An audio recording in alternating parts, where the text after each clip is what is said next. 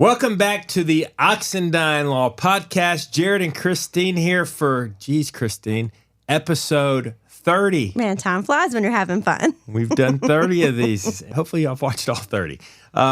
This one's reclaiming your identity after divorce, which is an important topic. It is. That I know a lot of people struggle with and a lot of people absolutely crush. Yeah. And they own it. Yeah. And we want to teach you how to find yourself and how to own your new identity and crush your new life after divorce. So number one, I want to get this out of the way because I think it's important. A lot of people miss it and then they have to redo it, which is a pain in the butt. Name change. So as part of your divorce, you need to know that you can get your name changed for free. Yes. So the court will include the name change as part of the divorce decree. So in other words, let's say you want to go back to your maiden name. Before you got married, your last name was Smith, and then you got married and it was Jones. And you don't want to have the last name Jones anymore because you don't want to have anything to do associated with your ex-spouse. And so you want to go back to your maiden name of Smith. You can do that. You just need to let your attorney know, let the judge know when the case is finalized, and the judge will do that name change for you as a separate line item on your divorce decree, and you're done. If you forget to do that, it's a pain in the butt. It is. You've got to come in after the divorce is over and file a brand new case. It's called a petition for name change, and it has to publish in the newspaper. And after it's published in the newspaper for many, many weeks, then you can get a court date, and you have to go to court and explain to the judge why you want your name changed, and then hopefully at that time the judge will sign the order. So take advantage of that, and don't forget to change your name as part of the divorce. Right. And so making that decision of whether you do or do not want to change your name is something that I think a lot of people struggle with. The first thing I always hear is if there are children involved, you may not want your last name to be different than your children's names. And I completely understand and agree with that. But I want to say to you right now, that should not be the only factor that you consider in whether or not you want to change your name. The truth is your children, no matter how old they are, know and understand that they have two parents and two households now. And if you've done it right, they're going to be extremely more happier anyway, and they're going to love these new households. So I want, especially moms, to understand your children are not going to resent you because you have a different last name.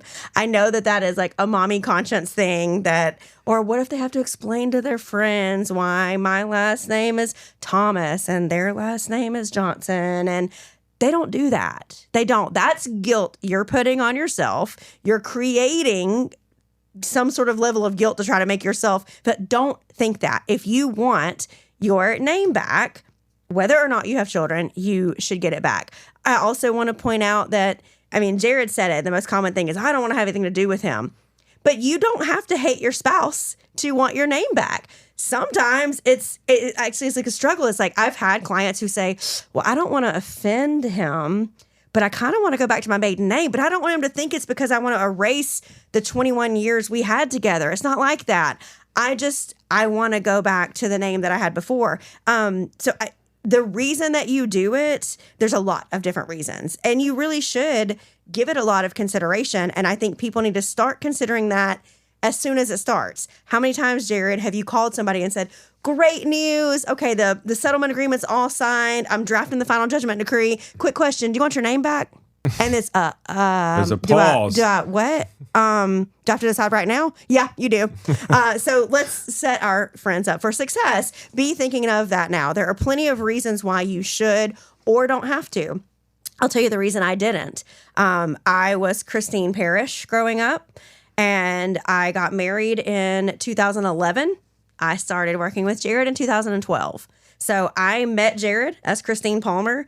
I really started to develop my practice as Christine Palmer, and I'd practiced as Christine Palmer for years. So at the time that I got divorced, I'm certainly not embarrassed by my divorce. I talk about it with you guys all the time. Anyone who knows me knows I'm very open about it. I'm an advocate for life after divorce can be great. So I was in no way embarrassed for a judge to know that I got divorced. But at the same time, I have a career built as Christine Palmer. So I didn't want to risk changing my name back to Parrish and some judge see me on a calendar and go, who the hell's Christine Parrish?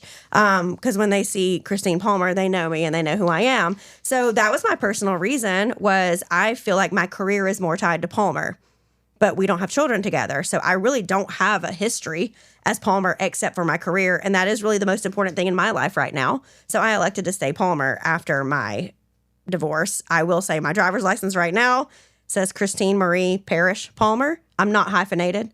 Don't hyphenate your name. That's just good advice. That's not legal advice. Do not hyphenate your name. But I do have 4 names legally because that way I can still use the Parrish name on old accounts. I still have bank accounts from when I was in college, things like that. So I do have all 4 names on my license. I asked the judge to give me 4, and Judge Parker Smith, shout out to you, she did that, gave me all 4 of my names. But I don't think that you should, number one, don't let anybody else decide. Don't let your husband say, you need to go back to your maiden name. I don't want you having my name anymore.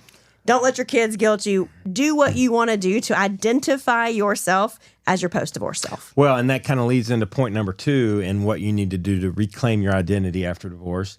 And that would be rediscover your independence. Yeah. So Christine just said it. She said, don't let your spouse tell you what you need to do. That applies to everything post-divorce. Yeah. Own your space, own your time. This person may have quickly realized that the grass is not greener on the other side, and they're calling you and they want your opinion on things. Or maybe they just want to still try to micromanage and control you and tell you what you should be doing and how you should be doing it. Or can I help with this? Or maybe guilting you into things, just like if you were married. Yeah. Cut that off. Yeah, especially if you have children. Here's Yes. a tip, pro tip. If you share children and the children are with the other parent, that other parent does not get to know where you are. If your children are not with you, they have no business knowing. How many times do you get the call? Well, I went to a concert and he said I was supposed to let him know where I'm going because we share children. What if something happened? He didn't know where I was. No, he does not get to know that. She does not get to know that. If your children are not with you, your former spouse does not get to know your whereabouts if you don't want to share it. Yeah. Own your space, own your time.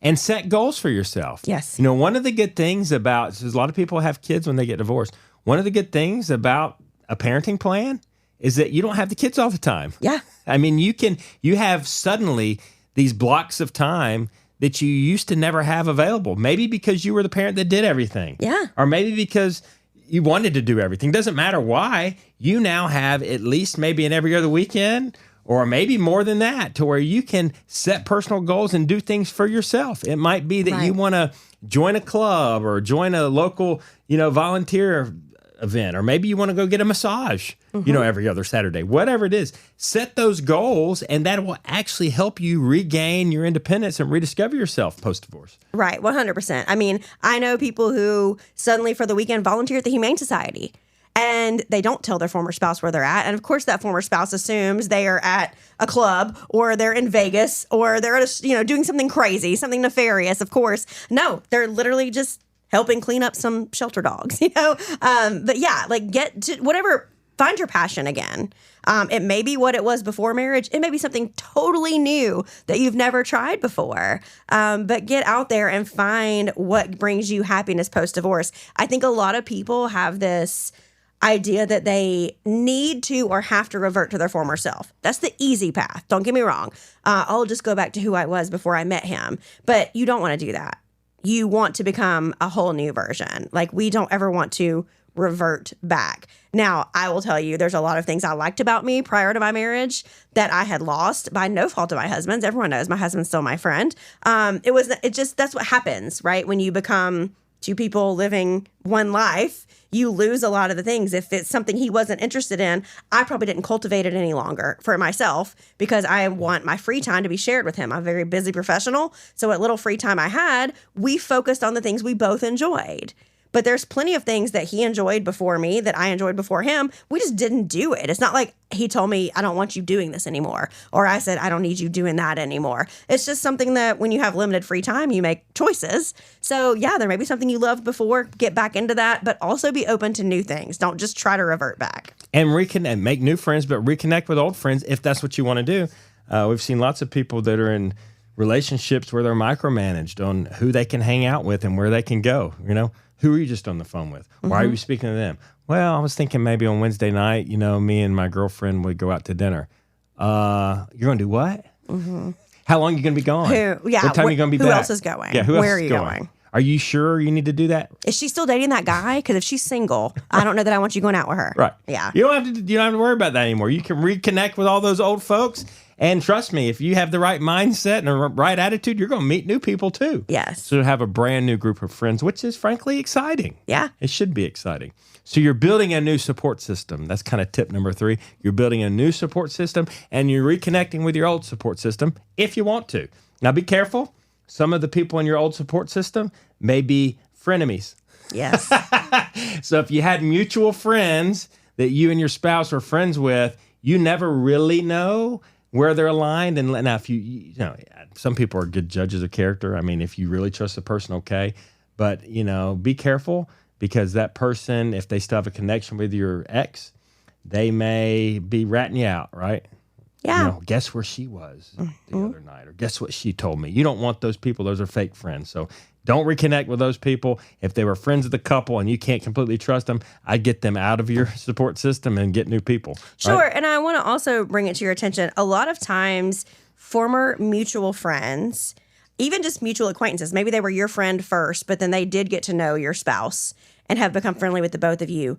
They may be uncomfortable for a period of time dealing with single you, independent you, because they may feel like they're turning their back on their other friend, especially if it was a true mutual friend. I mean, there's situations where this person might have known you and him before y'all even met. Those situations occur. So if someone is kind of maybe giving you a little bit of the cold shoulder or they're blowing you off a little bit, don't take that personally. That's not saying that they have picked the other side. That's most likely saying they don't want to pick a side. And they're truly just uncomfortable being with either one of you on the individual because of how it would be perceived by the other person. So don't take that to heart. Don't think, oh gosh, well, they must have always liked him better than me. I knew they always liked her better. If that person is uncomfortable in the situation, that's fine. Let them have that and find you someone who is comfortable dealing with the brand new you. That's right. Well said. Final point I've got is own your story. Don't be defined by it.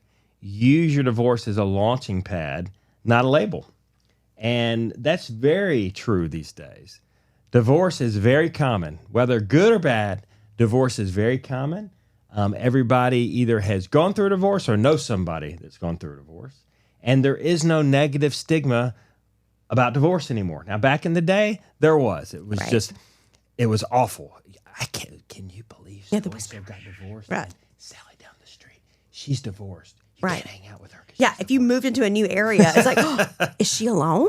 Oh my God, I see all the boxes going in. Where's her husband? Right. So that's out the door. Yeah. I mean, society has evolved. We can have a whole different podcast on whether that's good or bad. Probably will. But society is very accepting of divorce. And frankly, a lot of divorced people now are heroes. Oh, yeah. People will look and say, goodness gracious, I'm so glad that he or she finally got a divorce. And I can't believe that they dealt with what they were dealing with as long as they did. Mm-hmm. And now you're the envy of the community. Yeah. And you might have some people that are neighbors or friends that are going through situations that were either as equally as bad as you or maybe worse. They don't have the courage to gain their independence and get that fresh new start. And they're jealous of you because you did that. Right. So you can really empower yourself by using this as a launching pad and not as a label. Yeah, it can make you marketable. I mean, think about applying for a job. If you walk in the door and you say, well, good news, I'm single and I have no kids. So my focus is here.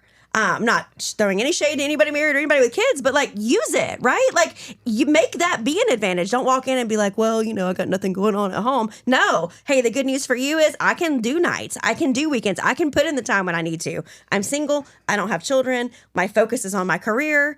And that makes you super marketable as an employee. And maybe with the divorce, a job change is in the works too. So yeah, go get that, walk in. Don't be the person walking around the halls of this job who's just recently gotten divorced and maybe some of the drama leaked and people know some of the stories and they're kind of looking at you and you feel like they're whispering when you go in the break room. Okay, go apply for something else. Get on Indeed, update that resume and walk in that door and look the owner dead in the face and say, good news. You're the only thing I have going on right now. I'm ready to focus. I'm a whole new me. I left all that dead weight behind and I'm ready to prove myself here, make you marketable. That's exactly right. Just like our slogan of the year, Christine, which is what? 2020 Thrive. 2020 Thrive and 2025. Your new chapter starts now and we're here to help walk you through it. Make sure you subscribe. If you're on YouTube, hit that button. You'll get all the latest episode notifications and updates about what we are bringing to you in the future. As always, thanks for joining us. We will see you next time.